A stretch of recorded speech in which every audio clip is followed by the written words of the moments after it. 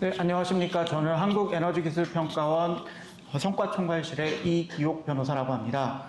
저는 국가연구개발사업의 사후관리, 그중 제재처분에 관련해서 말씀드리겠습니다.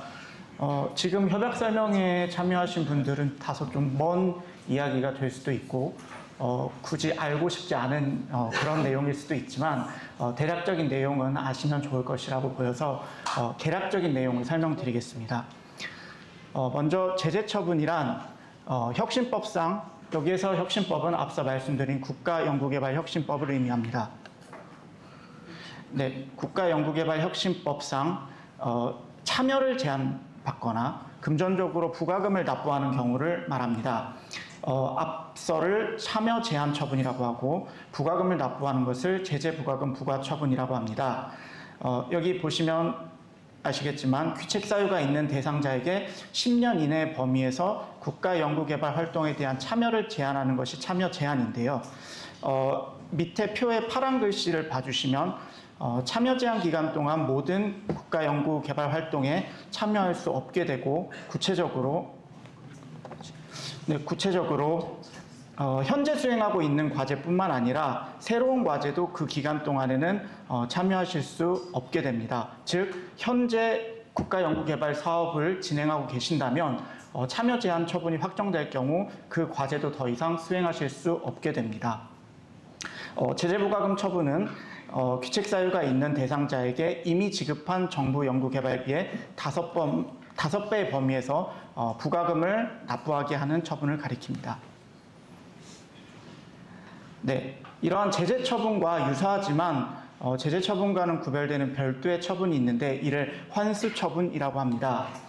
이러한 환수 처분은 아래 빨간 네모에서 보시는 것처럼 연구개발비의 사용 용도와 사용 기준을 위반한 경우에 부과됩니다.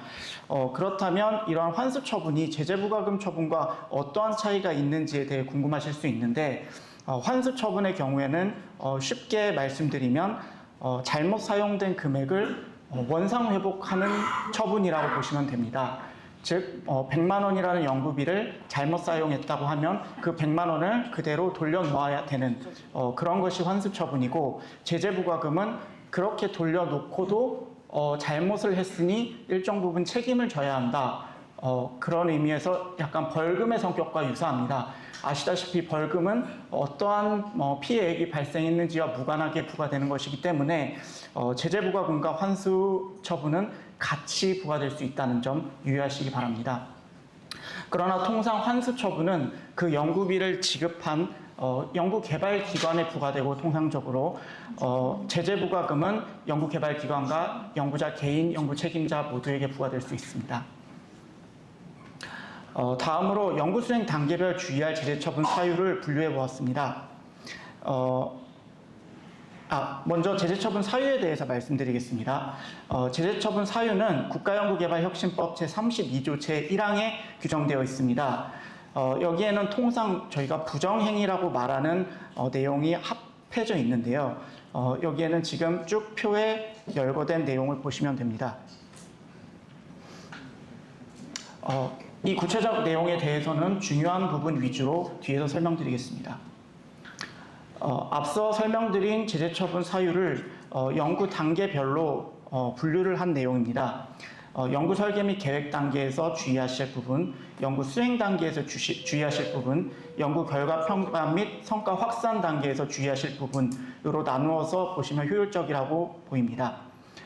그리고 하나 강조하고 싶은 내용이 밑에 문장으로 써 있는 내용인데요.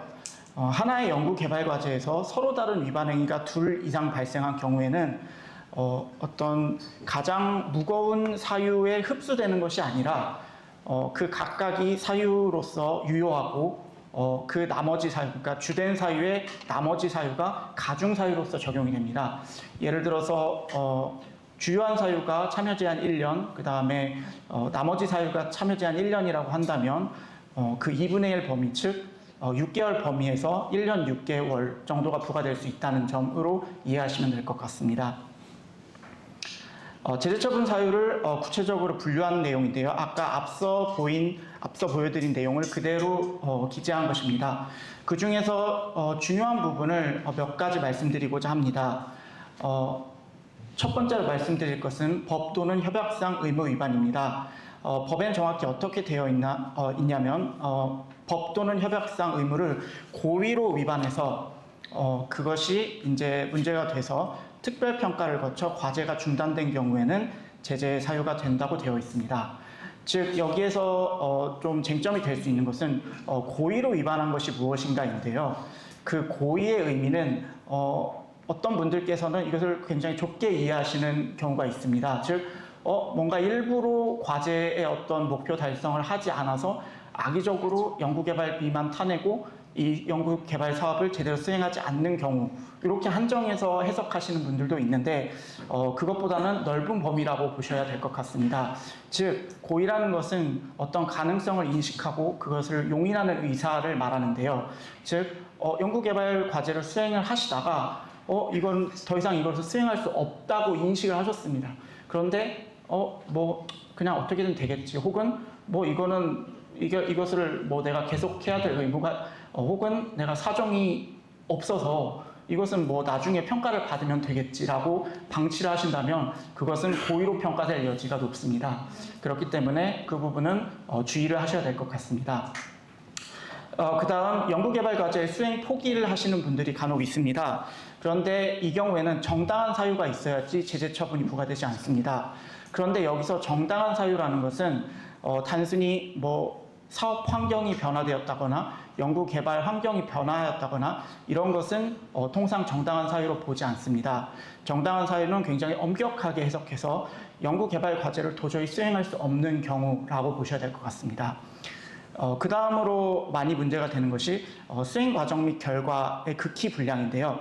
이 경우에는 과정과 결과가 모두 극히 불량한 경우에 저희가 최종 평가를 통해서 그 불량에 대한 판정을 받고 그것이 이제 제재 처분으로 이어지게 됩니다. 단계별 협약을 체결하신 분들께는 단계 평가를 통해서도 그것이 가능합니다.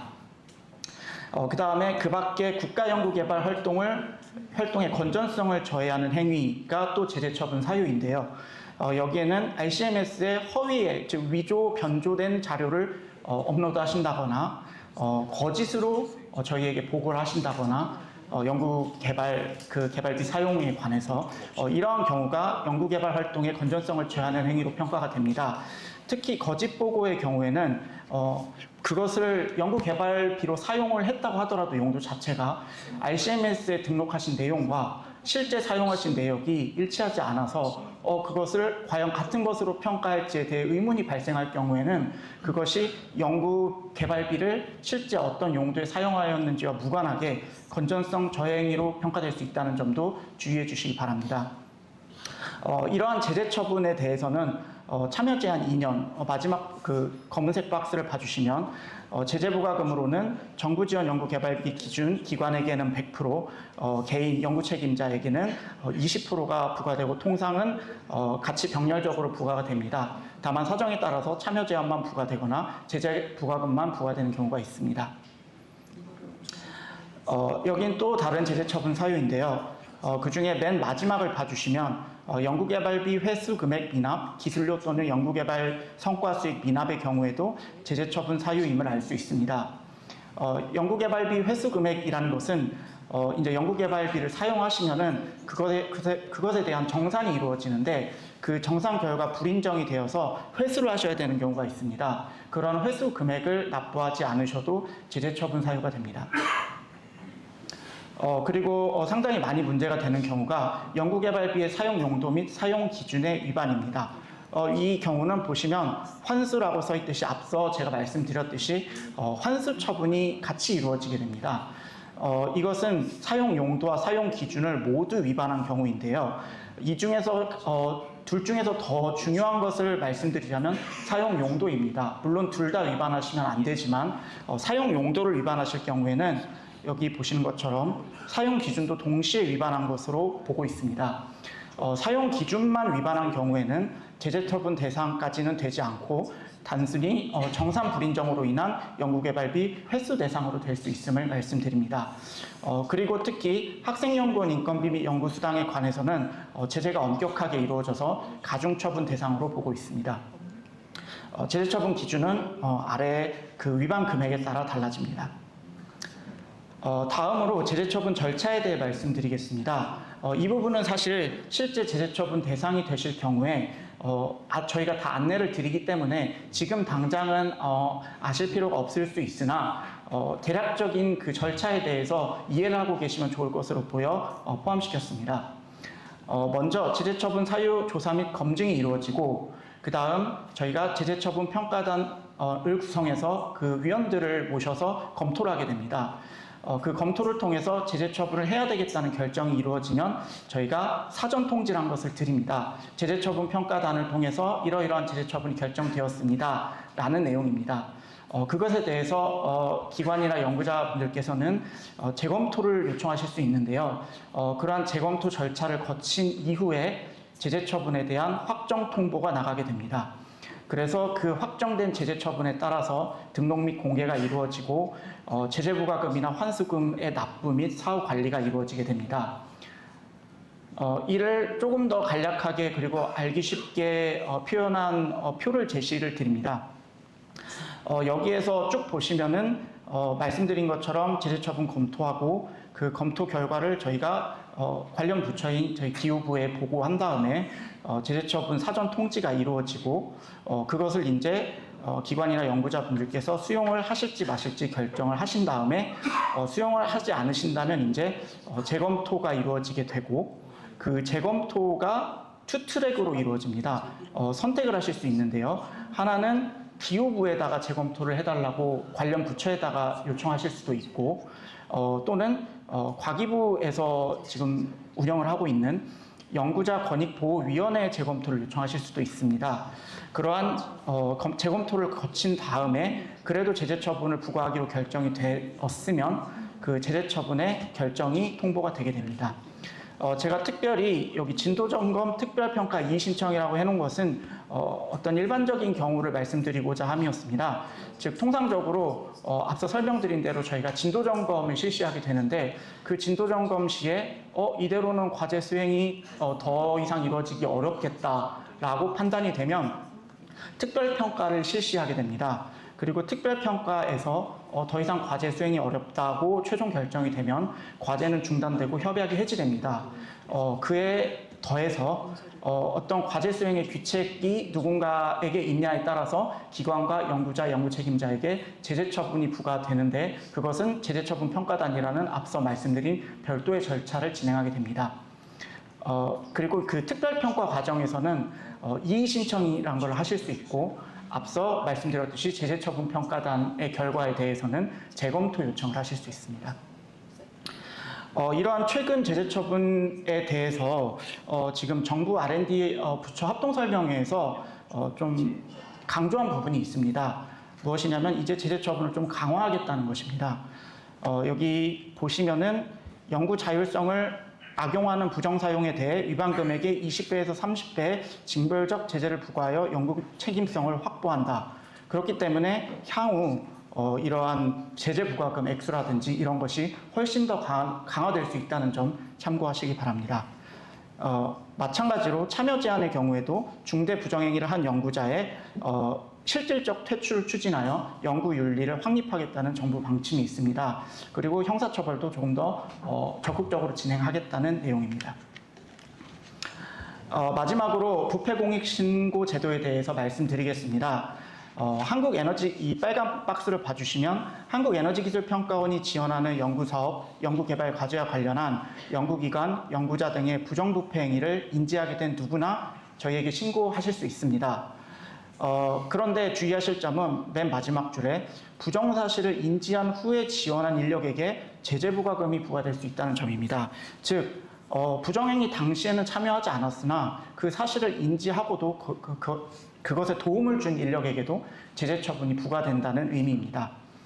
그리고 신고 방법은 저희 홈페이지 이렇게 공익신고센터를 통해서 해주시면 되고 신고 내용은 육하원칙에 따라 명확하고 구체적으로 작성해 주시면 됩니다.